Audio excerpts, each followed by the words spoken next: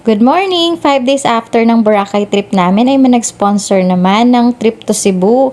Nung nakaraan ay ninong po namin pero this time si Papa naman. Ito daw yung wedding gift niya sa amin para maka-attend din daw si Jetro ng wedding ng pinsan niya sa Cebu. Kasi kapag hindi siya makaka-uwi, siya lang yung absent sa magpipinsan doon.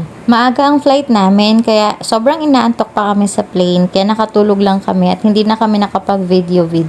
And thank you Lord, we landed safely at Mactan, Cebu International Airport. Pagdating ng Cebu ay nagstay muna kami ng almost 3 hours. Inantay kasi namin mag-out si Manang Edith sa work niya. Siya kasi yung sumundo sa amin sa airport. Sila Manang Edith ang naging family ko sa Cebu kasi nag-work ako sa kanila after high school. Hindi ko rin sila makakalimutan kasi sobrang bait nila sa akin noon. Tinuring nila akong kasapi talaga ng pamilya at ang dami kong natutunan noon sa pagstay ko sa kanila. Sobrang tagal na rin namin hindi nagkita, almost 16 years na din mula nung umalis ako sa kanila. Kasi madalang lang kami nakaka-uwi ng Cebu, tsaka pag nandun kami, saglit lang talaga, napaka-hectic ng schedule namin. At sila naman ni Manang, kapag uuwi sila ng Bohol, ay wala naman kami doon. Pero this time, talagang sinundo kami ni Manang. Plus, doon daw kami mag-sleep over sa kanila. I'm so happy na nagkita ulit kami ni Manang after how many years. At nagulat ako kasi ang ganda niya pa rin katulad dati.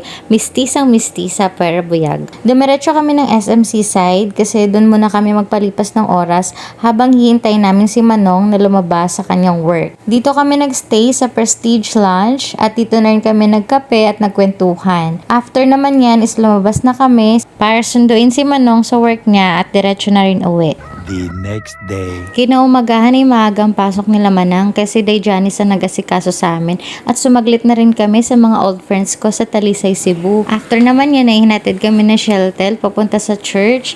Yan yung alaga ko noon, sobrang laki na. Buknoy ang palayaw niya. Thank you so much sa paghatid sa amin at saka kay Manang at Manong. Pati na rin kay Ate Fe at Day Kate na close friend ko noon sa Talisay, Cebu. Kahit sobrang lakas ng ulan kanina ay hindi naman kami na late sa church. Saktong-sakto lang yung dating namin. Yung church nila ay sa Pedro Calungsod, balilikod lang to ng SMC side. After ng ceremony ay pictorial muna, tsaka pictorial ng couple. Then yung iba ay pwede nang pumunta sa reception. Yung reception nila ay sa Mactan Gardens. Tawid siya ng Sisilex at may service naman papunta doon. Ang ganda ng reception nila kasi garden siya at open garden. Buti na lang din wala ng ulan at ang ganda ng setup. Napaka-refreshing kasi puro green yung paligid. Tsaka ang linis. Nakakamiss yung ganitong ambience. Tsaka parang fresh air talaga. At yan inikot ko muna. Tiningnan ko yung setup. Tsaka yung reception. Kasi nagandahan talaga ako. Ayan naman yung house or yung mga rooms na pwede sila magstay. At babalik na ako doon kasi yung mga guests na nagugutom galing sa church ay pwedeng kumain. Yung si Jetro pasayaw-sayaw pa. Meron sila ditong inihanda na food na pika-pika para sa mga guests na medyo gutom na kasi syempre mamaya pa yung program mag-start kasi nag-pictorial ulit sila doon sa loob at mini-makeover ulit yung bride at saka yung groom. Hahanap na rin ako ng pwedeng kainin. Ito yung ako nakita, mayroong coffee, pwedeng hot, pwedeng cold at hanap pa na ako ng iba. Ayun si Ninyo tsaka si Nalina kumakain na. Ano kayong kinakain nila? Ice cream. Parang gusto ko na rin ng ice cream kaya pumila na ako dito. Inalok ko na rin si Jetro kung gusto niya kasi busy siya kausap yung pinsan niya. Tapos biglang lumapit si Auntie Lorna, yung mother ng groom. Ang ganda-ganda niya that day. At yun, nakuha na yung ice cream ko. Kain po tayo. Habang nagkakwentuhan kami dito, inaantay na mag-start yung program. At yung ibang mga guests ay nag-enjoy din sila. Ayan, mga kumakain, pagkwentuhan sa mga friends at relatives. Are you guys ready to welcome the newlyweds? Come on, make some noise! Walang diri na ang party ay how about this side? How about this side? Are you guys ready? Come on, make some noise, show your love! All right, are we all set? Once again, ladies and gentlemen, the ballerina and the members of the wedding entourage.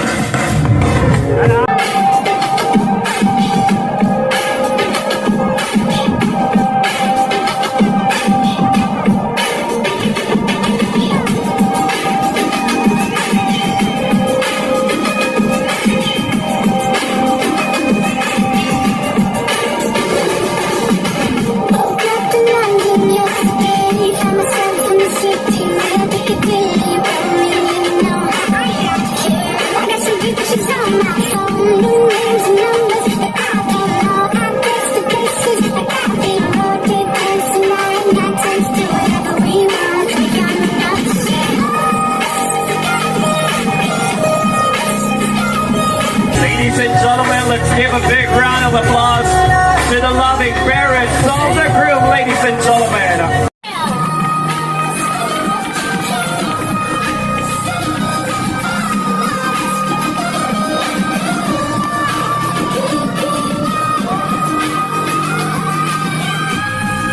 Once again, ladies and gentlemen, can we give a big round of applause, ladies and gentlemen, to our lovely couple, Mr. and Mrs. Starfield. Right, and finally we have, sir, your name is? Jetro from? Quezon City. Quezon City, Manila. What brought you here sa Cebu po? To attend the wedding of my cousin. And honeymoon as well. Oh, you're just... Bago lang kagikasal, sir. Bisaya or Tagalog? Pero based na ka sa Quezon. Your wife is here? Yes, sir. And here's my wife. You're here with your wife. The one who's kinda holding a phone. Yes. You're just married, right? Yes. Last July 26. Ah, just days. Congratulations. So you're also here in Cebu for a very special thing, right? Honeymoon. Ganon. So itaasan ni mo, sir. Oy, pila yung height ni mo, sir? 6'3". Basketball player, varsity? Dati. Eh, ngayon hindi na. Nagbagong buhay ka na. Pero let's give a big round of applause. Thank you very much. So, since ang babae kanina is nag-singing competition for the boys, we will be having a dance competition. Nako! Single versus married. Ang mga pair. Okay. You know the moves already? Sir? Thank you, Sir Oliver. Again, nagkabalala. Okay, ready? 1, 2, 3, music! Hey, come on. Wala pa, sir. Kaya pa. Hey! Sumabay ka Cover! huwag kang mahihirap. Uy, kabila! Cover!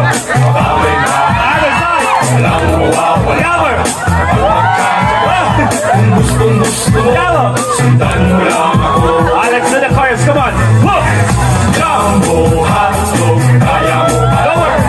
Kaya mo ba? Lower pa! Kaya mo ba? Play again!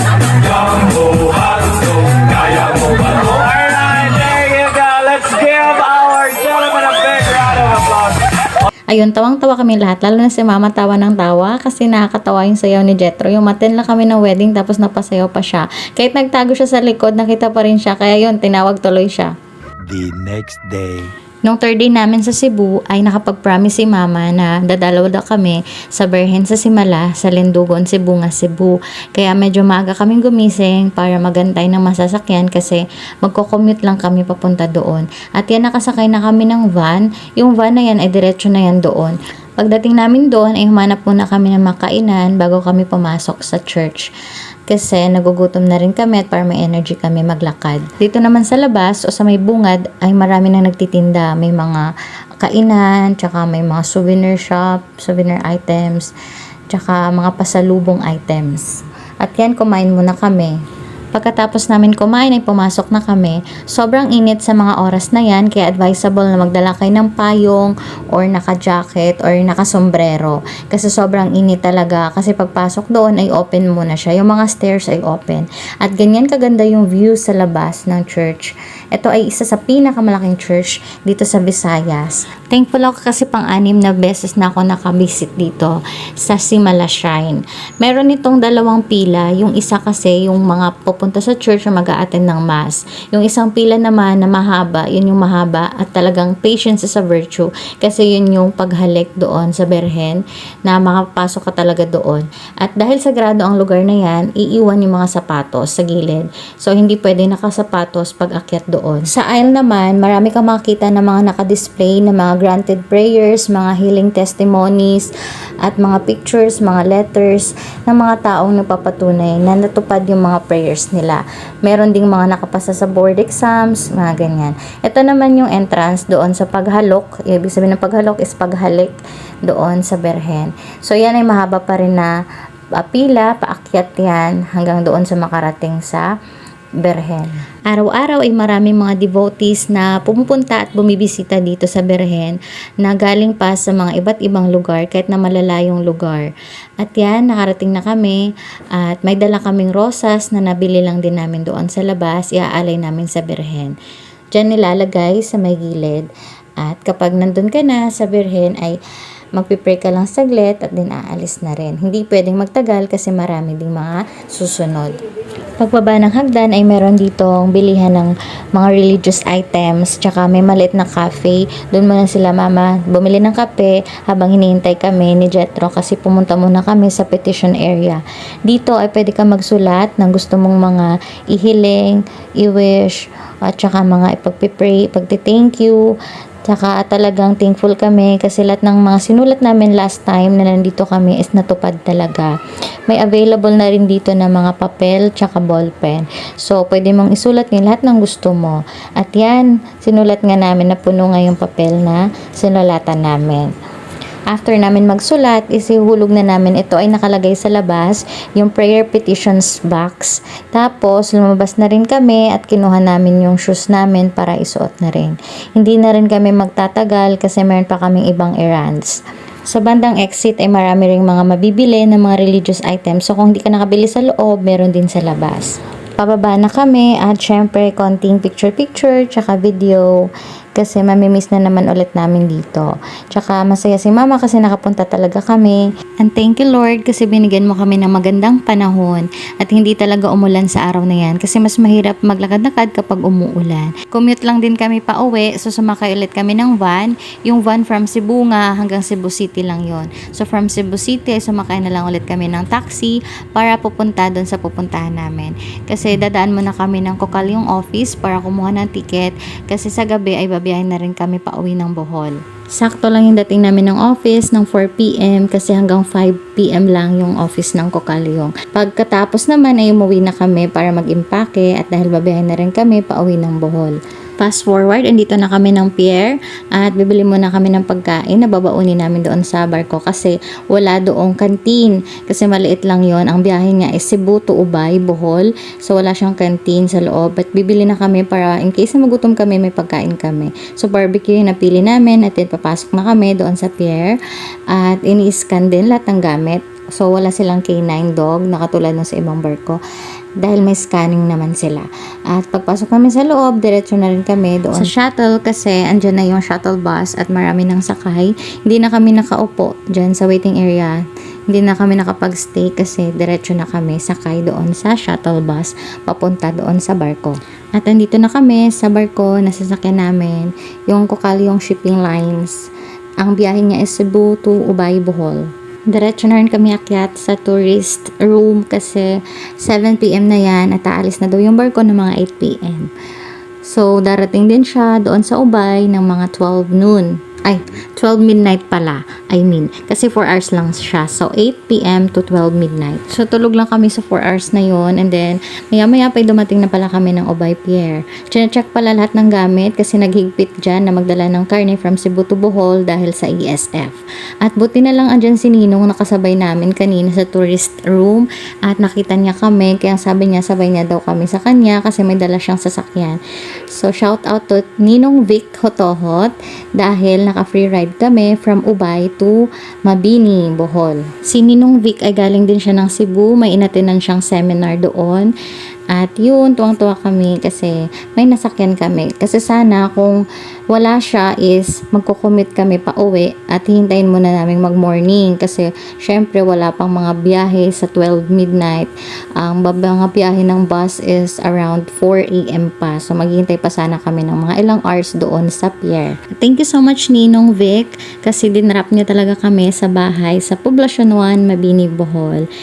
Thank you so much Lord kasi nakauwi kami ng safe. At safe yung buong biyahe namin. Ayan, paalis na si Ninong Vic. Thank you so much. Ingat po kayo pa uwi. Thank you din sa mga nanood ng buo sa mini vlog na to. Bye!